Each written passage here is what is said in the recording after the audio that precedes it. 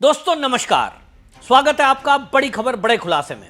दोस्तों बंगाल से काफी बड़ी खबर आ रही है और इस खबर के मुताबिक अब टीएमसी में टूट होना तय माना जा रहा है। इस खबर में अब मैं आपको बताऊंगा कि किस तरह से ममता बनर्जी की पार्टी में अब ममता बनर्जी के विरुद्ध बगावत का सुर फूटने लगा है। सांसद दो टुकड़ों में बटे हुए नजर आ रहे हैं।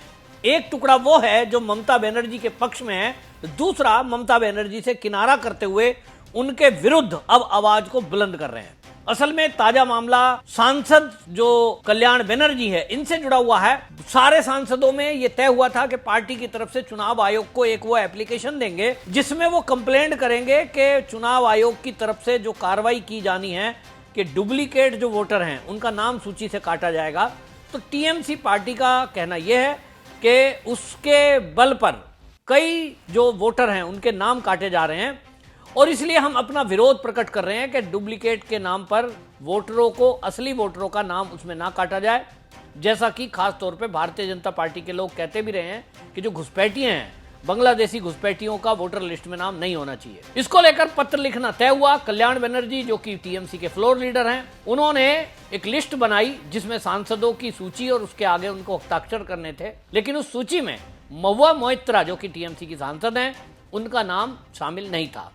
इस पर उन्होंने आरोप लगाते हुए ये कह दिया कि मेरा नाम इस पर क्यों नहीं है, तो कल्याण बनर्जी भड़क गए। इसमें आपको बता दें कीर्ति आजाद महुआ मोइत्रा के साथ खड़े हुए और कीर्ति आजाद ने यह कह दिया कि महुआ मोइत्रा को आपने नाम क्यों नहीं डाला, ये पूछने का अधिकार है। इस पर कल्याण बनर्जी ने कीर्ति आजाद का भी अपमान कर दिया और कह दिया कि तुम तो चुप रहो, मैं कोई कोटे से नहीं आया हूं, तुम तो बाहर से आए हो। यानी कीर्ति आजाद पहले आपने सुनाई है क्रिकेटर थे और वो टीएमसी बाद में ज्वाइन की है।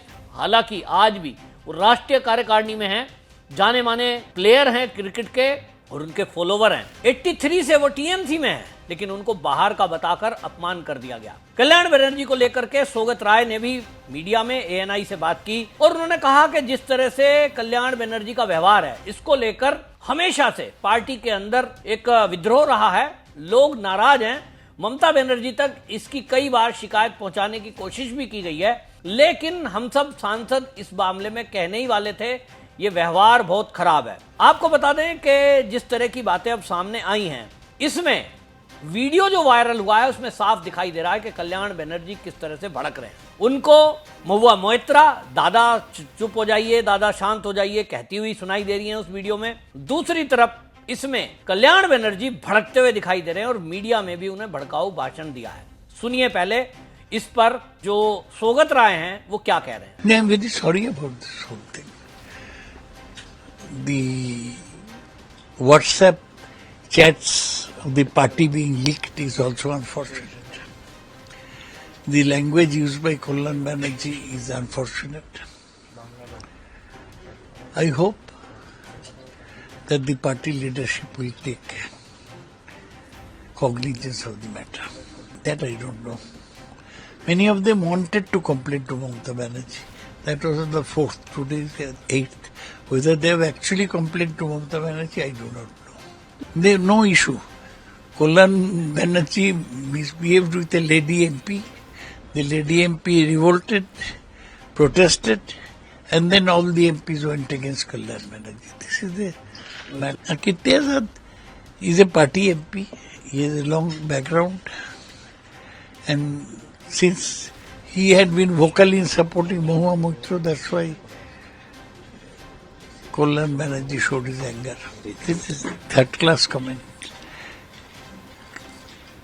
Kirti Azad is a national-level cricketer. He was taken in by Mamata Banerjee after he had left the BJP. He won on his own steam. This is very wrong. After this, who will come into the party? तो सुना आपने, सौगत राय साफ साफ कह रहे हैं कि कल्याण बनर्जी का व्यवहार ठीक नहीं है। वो काफी गुस्से में बोलते हैं और कई बार उनकी कंप्लेंट कई नेताओं ने की है। ममता बनर्जी लेकिन इनको इग्नोर मारती है, यानी उस पर कोई कार्रवाई नहीं होती। जो लोग बात करते हैं, हम सांसद भी इनके बारे में विरोध करने वाले थे और ये गलत है जो इनका व्यवहार है। इसको लेकर आपको बता दूं कि कल्याण बनर्जी का जो वीडियो वायरल हुआ है, भारतीय जनता पार्टी के आईटी सेल के अमित बालवी है, उन्होंने अपने एक्स हैंडल पर उसको पोस्ट किया है। तब पूरे देश के अंदर चर्चा ये भी है कि भारतीय जनता पार्टी के नेता अमित मालवीय तक वो वीडियो किसने पहुंचाया।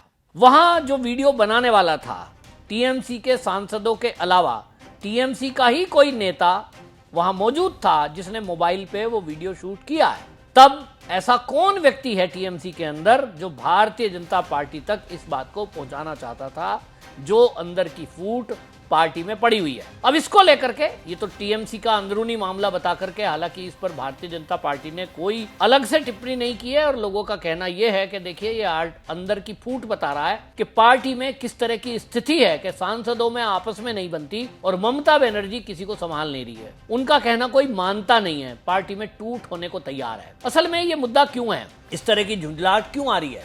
कल्याण बनर्जी ने जिस तरह की बातें की है, महुआ मोइत्रा ने कभी उनको उल्टा सीधा बता रहे हैं कि उनका अपमान कर दिया था, लेकिन एक सांसदों के ग्रुप में व्हाट्सएप चैट लीक हुई है, उससे और ज्यादा मामला पेचीदा हो गया जब ये पता लगा कि जो वो ग्रुप है उसमें जहां सांसद ही केवल हैं ग्रुप में जुड़े हुए, वहां की बयानबाजी भी यानी उस ग्रुप की चैट भी मीडिया में लीक हो गई। इसका मतलब तो पार्टी में इतना आपस में वैमनस्य है सांसदों में कि वो अंदर की बातें भी बाहर तक पहुंचाते हैं। तब सवाल ये उठ रहा है कि ये पार्टी में क्या टूट के कगार पर पार्टी बैठी है?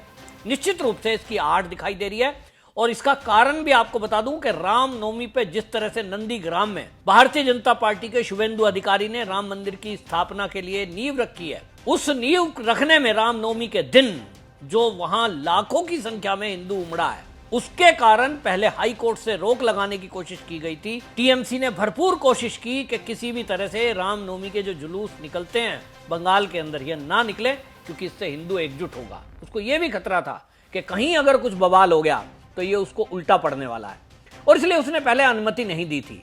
लेकिन फिर जो हिंदू सेना के लोग हैं वो हाईकोर्ट गए थे और हाईकोर्ट के बाद जो परमिशन मिली उसका परिणाम सामने था।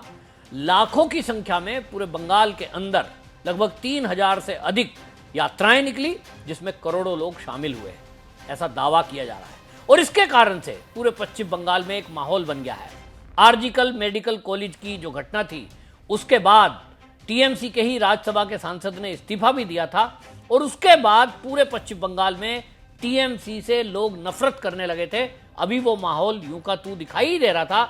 इसी बीच 25,000 जो शिक्षक थे उसको लेकर के सुप्रीम कोर्ट का फैसला आ गया और उसने ये कह दिया कि ये भर्ती जो है गलत है और ये भर्तियां निरस्त होना जो हाई कोर्ट का निर्णय था वो ठीक था।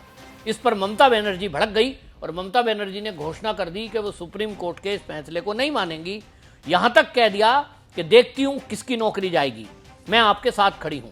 लेकिन सुप्रीम कोर्ट ने इस पर सीधी सीधी गाइडलाइन दी है सरकार को और उन्होंने कहा यदि आप ये कह रहे हैं कि सबकी गलती नहीं है, सबको दोबारा रिटन टेस्ट देने के लिए ना कहा जाए, तो आप हमें एक लिस्ट बनाकर दो कि कौन ऐसे हैं जिनके साथ बेईमानी हुई है, बेईमानी से भर्ती हुए हैं, कौन ईमानदार है। इस पर ममता बनर्जी लिस्ट नहीं बना पाई और राजनीति करने के लिए बोलने लगी छात्रों के बीच। तब इसको लेकर बवाल हो गया।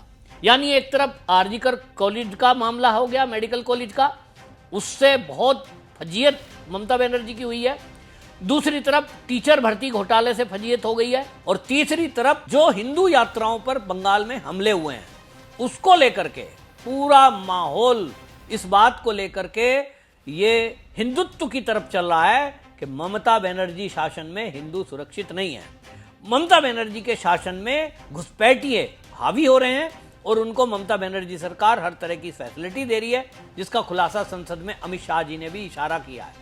उन्होंने कहा कि ये जो ममता बनर्जी की सरकार बंगाल में चल रही है, फर्जी पेपर तो आई कार्ड वगैरह वहीं बनाए जाते हैं। यानी सबको समझ में आ गया बंगाल के हिंदुओं को कि एक तरफ ममता बनर्जी की सरकार तुष्टीकरण के कावर केवल मुस्लिमों की तुष्टीकरण कर रही है, उनके खिलाफ ना तो कोई एक्शन होता है ना कोई कार्रवाई होती है, पुलिस में उनकी एफआईआर तक नहीं होती है। दूसरी तरफ अगर कोई हिंदू जय श्री राम का नारा भी लगा दे तो वहां की पुलिस उनको उठाकर जेल में डाल देती है। कोई पत्रकार कोई खबर छाप दे उसको उठा के जेल में डाल दिया जाता है। और कभी कोई हिंदुओं की यात्रा निकालने का मामला हो या दुर्गा पूजा का मामला हो, उस सब में ममता बनर्जी की सरकार परमिशन नहीं देती है।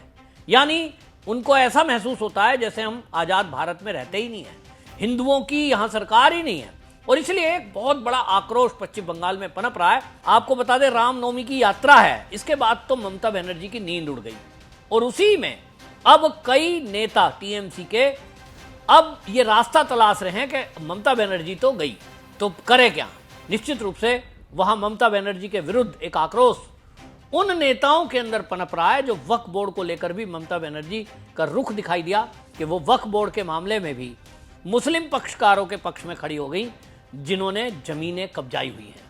यानी हर तरफ से ममता बनर्जी की छवि बंगाल के अंदर एक मुस्लिम तुष्टीकरण की नेता के रूप में बन चुकी है। ऐसे में जो हिंदूवादी नेता हैं वो अब बाहर का रास्ता तलाश रहे हैं और जल्द ही जो बंगाल में इस समय चल रहा है उसको देखते हुए ये मैं कह सकता हूं कि पश्चिम बंगाल में टीएमसी के अंदर टूट होने वाली है और वो इसी आधार पे होगी।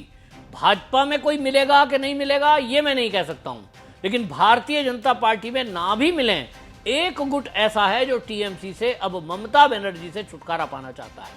क्योंकि ममता बनर्जी को सत्ता में लाने का जिन लोगों ने विचार किया था वो थे जो वामपंथी सरकार से दुखी थे, उनके भ्रष्टाचार से, टोलाबाजी से, कटमनी से और मुस्लिम तुष्टीकरण से।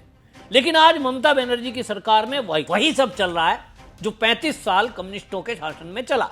तब लोग ये कह रहे हैं कि जिस ममता बनर्जी को हमने हिंदूवादी नेता समझा था, जिस ममता बनर्जी को हमने समझा था कि वो ईमानदारी से शासन चलाएगी, यहां उद्योग आएंगे, वैसा कुछ भी नहीं हुआ। ना उद्योग धंधे आए, ना बेरोजगारी खत्म हुई, ना बंगाल का विकास हुआ। और ममता बनर्जी के शासन में अगर हुआ तो घुसपैठियों का विकास हुआ। और इसलिए ऐसी टीएमसी को छोड़कर जाने के अलावा और कोई चारा दिखाई नहीं दे रहा। तो हिंदूवादी नेता एक अलग गुट बना करके चाहे तो कोई अलग सी पार्टी बना सकते हैं। पिछले दिनों तो ये भी खबर थी कि ममता बनर्जी का भतीजा अभिषेक बनर्जी भी, ममता बनर्जी और अभिषेक में कुछ खटपट चल रहा है, वो भी एक अलग गुट बना सकता है। लेकिन ये तो तय है कि अब टॉप लीडर जो हैं कल्याण बनर्जी, सौगत राय के बीच जो झगड़ा हुआ है जिसमें महुआ मोइत्रा भी शामिल है, तो अब निश्चित रूप से ये कहीं जाकर बड़ी करवट लेता हुआ दिखाई दे रहा है। और इसीलिए लगता है कि अब टीएमसी में टूट होने वाली है। आपकी इस पर क्या राय है? कमेंट में जरूर लिखें, वीडियो को शेयर करें। वंदे मातरम।